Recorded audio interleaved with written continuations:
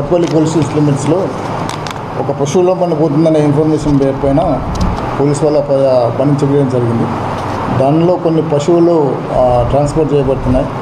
ఇమీడియట్గా ఆ పశువులన్నీ కూడా వితౌట్ మెడికల్ సర్టిఫికేట్ ట్రాన్స్పోర్ట్ చేస్తున్న పశువులను కూడా గోశాల పంపించడం జరిగింది. ఈ క్రమంలో ఆ పశువుల ఓనర్ తర్వాత వెనుకున్న ఇన్ఫర్మేషన్ ఇచ్చిన బండి ఫాలో అవుతున్న పిల్లలకి చిన్న గొడవ జరిగింది.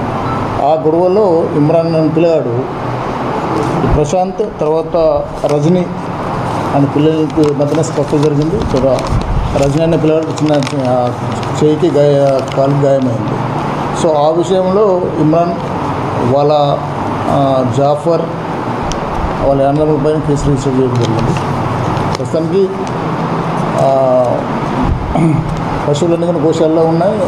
మా అప్పీల్ ఏంటంటే ఏదైనా information without medical certificate transport చేసేటప్పుడు ఎవరు కూడా వాటిని అడ్డగించి పట్టుకొని మేము పోలీసులమని చెక్ చేసే పవర్ ఎవరికి లేదు.